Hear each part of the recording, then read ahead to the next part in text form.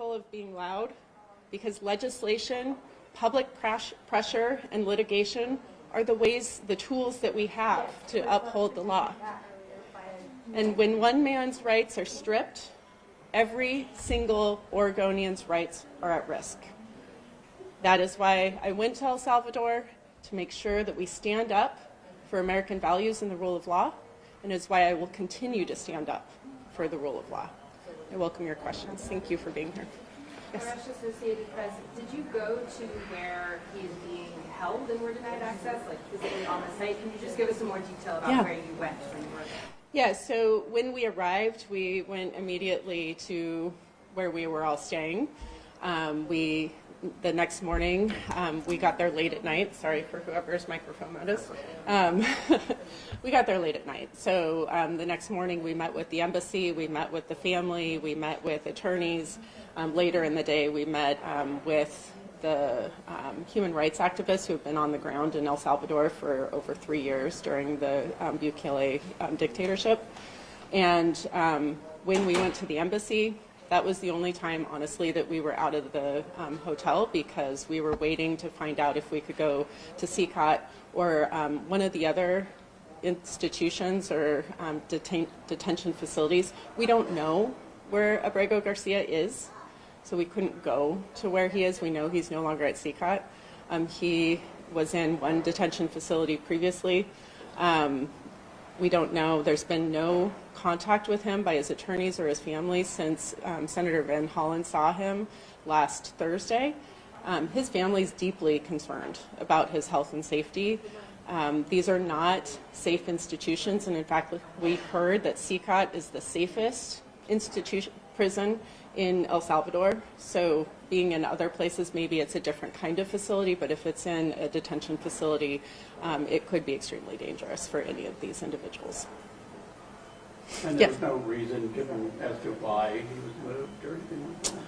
No. And honestly, I think the embassy had quite little information. Everything we did went through the embassy because we wanted to follow proper diplomatic channels. They didn't offer up the prison officials or anything to speak to? No, and we could have, just as Senator Van Hollen did, go to a facility, but we weren't sure which facility he was at, so that was a little challenging. Yes? What happens next, I guess? What happens next? Yeah, the whole point, honestly, we weren't convinced we would be able to meet with Abrego Garcia. The point was to continue to raise the question about why the Trump administration is not taking action to facilitate his return in accordance with the Supreme Court ruling.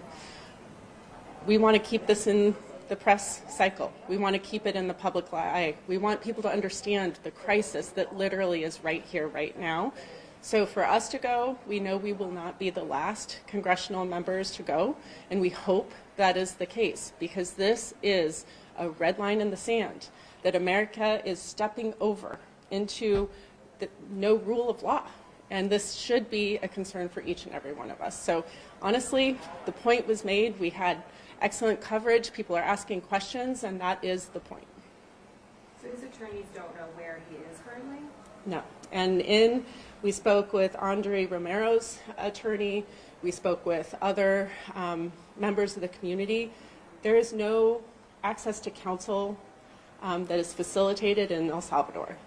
When they go to these prisons, they are detained and they are disappeared. There's no access for family or attorneys to these detention facilities to meet with the people in prison in the way that we would expect in the United States. There's no such right in El Salvador.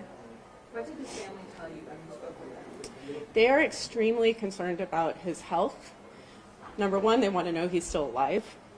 Number two, he has multiple mental and physical illnesses and issues that he struggles with chronically that they are concerned can flare and be very critical for him to get care for at any time. Obviously, they want him home. They are under tremendous strain, having constant attention on this, and he was taken out of a car with his 5-year-old son in the car and was whisked away, having done nothing wrong, with legal resident. He was protected in the United States because they knew El Salvador was dangerous to send him back to. And we have sent him back to a place where the government, the courts had previously decided it was too unsafe to send him. And that is fundamentally what he and his brother fled El Salvador because of gang violence. And now he is there and with no protection. Representative Evan Mossman of KGW. The primary pushback to this situation, including from the Trump administration itself, is to point to Virgil Garcia's previous arrest and alleged MS-13 gang involvement. What would be your response to that? Yeah, the first thing is that this is not just about Abrego Garcia or Andre Romero or any other person who found themselves on that plane to El Salvador. It is about the line that has been crossed, that we took people out of the United States who have constitutional protection to due process and removed that, and now we say we don't have jurisdiction because they're in another country. We are disappearing people. So that is ultimately the first thing. I think anything else is a distraction. It is not about his innocence, or I cannot vouch for that. I have reason to believe that this is fabricated and not true based on conversations, but I'm not here to vouch for that. I am here to vouch for every American citizen's right, as well as anyone within our borders' right to due process. Yes? What's your understanding, if you learned anything more, about the financials, the idea that the U.S. government is paying El Salvador to house? Super helpful, right? Did you learn anything more about sort of the government's role in paying the government of El Salvador to do this? Yeah, that has clearly been part of the conversation. That my understanding is there's a contract for $15 million to hold these folks, and $4 million of that has been paid. That is from reports. I don't know that to be true. We have asked to see the contract. Congress has the power of the purse. We also want to know who's paying for this. The United States government ostensibly is in a contract. That means taxpayer dollars are being used that were not appropriated by Congress. So how is that money being given? We would like to understand that. When did you personally decide that you were going to take this trip? Yeah. It was around the time,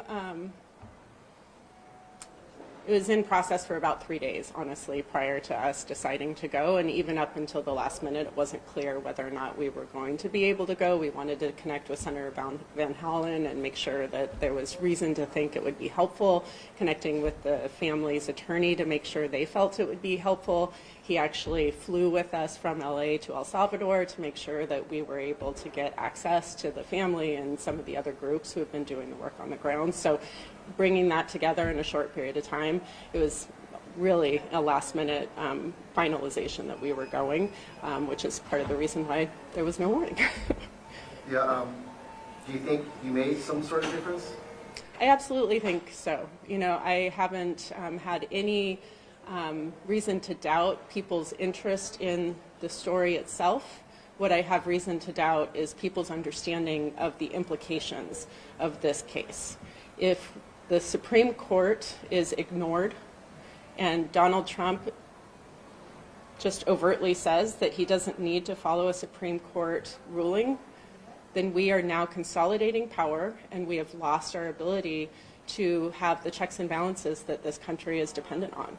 And it truly is a slippery slope. So raising that, having the ability to say that over and over again, getting coverage, I think is critical to this moment. And I hope my colleagues will continue in this regard going. Yeah. Along that vein, is there any sort of coordinated effort among Democrats, congressional Democrats, to do, it sounds like the idea is more people will go in the future. What's sort of like the group consensus on building momentum behind this, if anything? And if it is about due process? Yeah, it's absolutely about due process and the rule of law. I know that there are already groups that are discussing going, so I have every reason to believe there are more that will be going soon.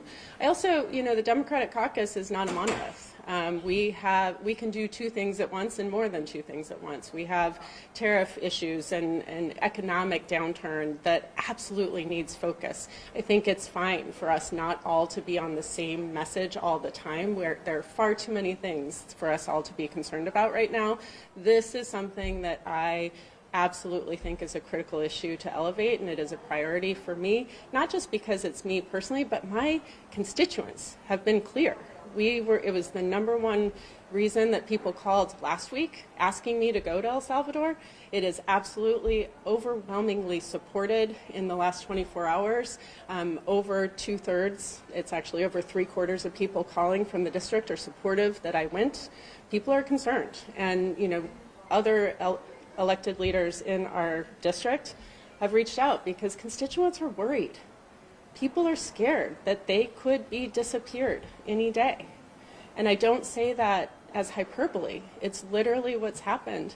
We don't know the names of many of the Venezuelans who were detained and what their due process access is. So this is an issue that my constituents care about, and that's why I went, and it's why I'm prioritizing it.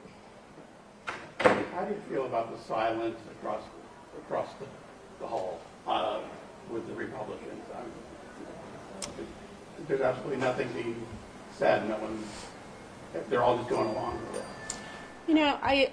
I do believe in my heart that the vast majority of people who run for office want to do good by their communities. I think as a group, Lisa Murkowski spoke to this. There's fear.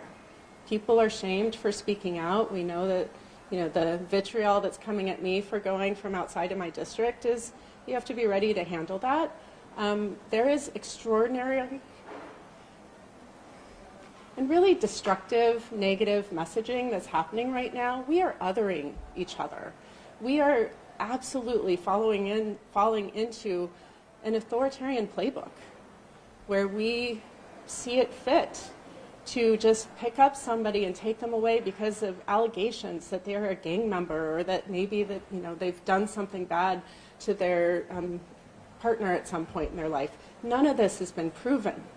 If we're willing to let Donald Trump be the decider, that is a dangerous precedent for us. And I believe that a number of my colleagues on the Republican side have that belief in their heart. My admonition to them is to step up and find their courage before it's too late. It's just a matter of time. I think that's right. We are on the beginning of a very dangerous path. And I believe that people are starting to see that. It's trips like this that I hope will help people understand it more. And honestly, you as the fourth branch of government are absolutely critical in this, in maintaining your autonomy. Yes? Can you speak to what I imagine is a big delta between what you thought you'd be doing as a congressperson and this trip you've just come back from? I don't imagine when you ran, you thought you'd be looking for disappeared. No. Yeah, no, you're exactly right. I ran for office because I wanted an economy that worked for everyone, healthcare that everyone had access to, that was accessible and high quality, an environment that we could raise our children in, that they had reason to believe would be healthy for the future. Those still are the things that I would absolutely be delighted to work on. But right now, our democracy is sick. And I'm a physician, and I am willing to step in when someone is sick, because that is my training, that is my discipline. And when I see that our democracy is sick right now, I don't feel it is okay for me to stand back and wait for someone else to take charge. And so my constituents are reinforcing that. It is my nature to want to jump in when something is going wrong. And I am not going into this haphazardly. I think this is a critical issue. I'm not chasing shiny things. This is a fundamental issue that we need to all be concerned about. So no, it's not why I ran for office, but it's absolutely my privilege to have my constituents give me this power to be able to use my position that they've given me to go to El Salvador. The attorney that we were with was like, he said, you are unarrestable. Maybe that's true, maybe it's not, but certainly I have more protection than most people. How do you plan to continue staying engaged on this issue? We are absolutely discussing this amongst our colleagues. I am a member of the Progressive Caucus. I have every reason to believe that this will be something that we'll be talking about.